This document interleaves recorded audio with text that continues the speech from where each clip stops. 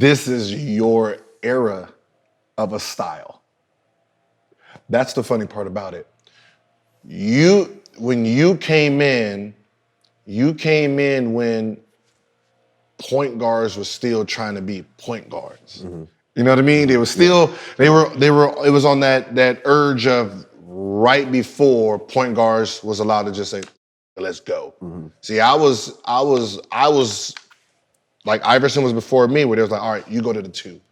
Then you had, Steve Francis. He was a showcase guy. Mm-hmm. He wasn't a dominant scorer.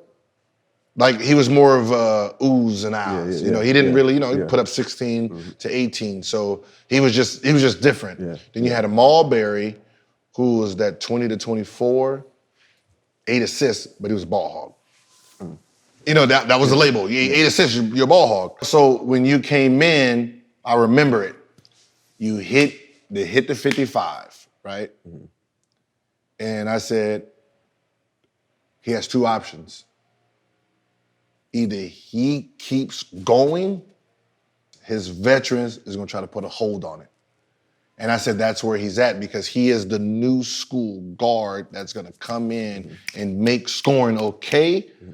Or I think you still have Michael Redd.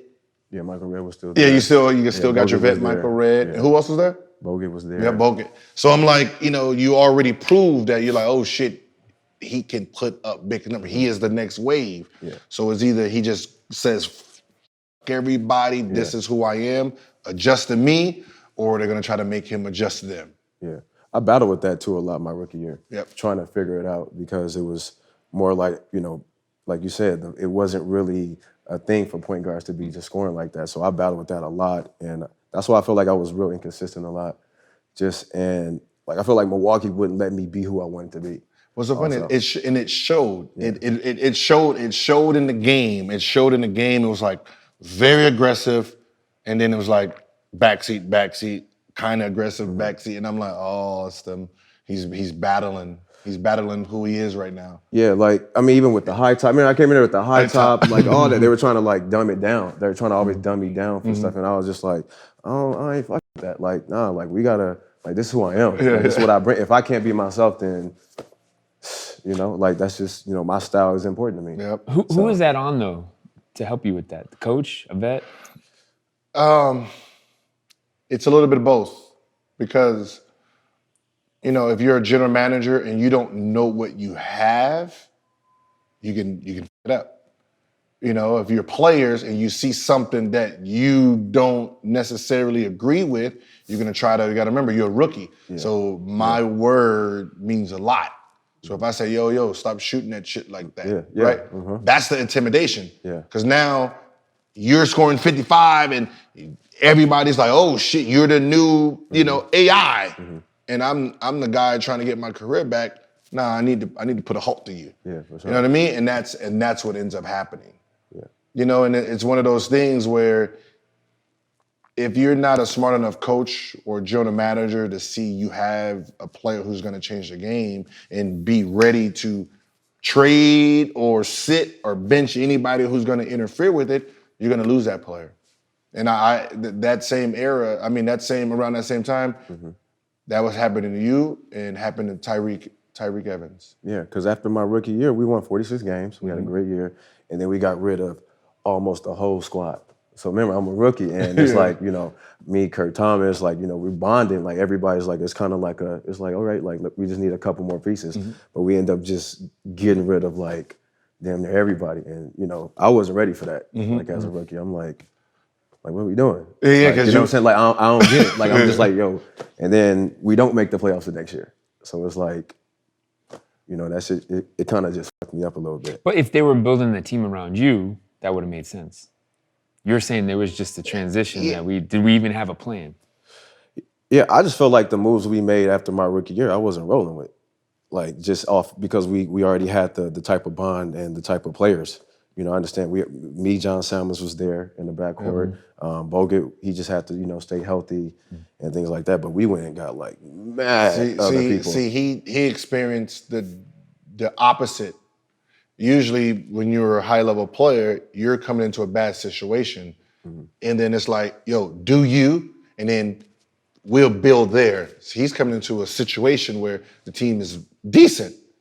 So now he's relying on this team, this team, we're winning. So he's already mentally adjusted to winning. Okay, we're sacrificing, to make, this work. And then it's like, all right, all that, get rid of everybody. Here's your new squad. And you're like, hold on, bro. I went from 46 to 17. Nah. And I was in that, to be honest with you, I was in that. That's when I had vets that were still, like you said, trying to get their careers back and things like that. So it was battling all that. So now I'm really just kind of like, y'all go ahead. Like, y'all go ahead. Not to mention coming in from overseas and that hype around that. So. Now that's what I said. It's usually when you see a player like having a real up, real down, and then he's just sitting, is because he's battling with vets they don't want to let go. Think about that, Gil. How would you have handled that? All right, there's this young kid, a lot of sensation around him. Seen the mixtape. He goes over and plays overseas. Now he's coming in. How am I going to handle that? But remember, I had John Wall. I know. So I knew I couldn't compete with the future. Right. So instead of me competing, here you go. Yeah. Which and I take the back seat because I knew if I want to survive, I have to be able to adjust. He doesn't have to adjust. He's the new guy. You know what I mean? So, that's where I gave the keys to John Wall. When I was a rookie coming in, I got Max Antoine, right? I got Larry Hughes. I got a full squad. When I got in, I didn't give a about none of them. Dude. I remember I'm racing down the court because I talked to Tony Parker, so he's a rookie too. So he's over at so he started he's with Tim Duncan and Dave Robinson. Yeah. So I'm like, yo, so like what do you do? He's like, in half court, just get them the ball and I'll cut it. If they pass it, they pass it. If not, on a fast break, I just try to beat them down the court so I can score. Mm-hmm. Oh yeah, all right. Yeah. So that's all I did. I just went to the rebound and took off, right? I tried to take off this area and play. Yeah. And then I remember Antoine, hey, slow down, Rook. Nah, speed up. Speed up. Yeah. So that's how I was getting my points, just trying to hurry and beat them down the court.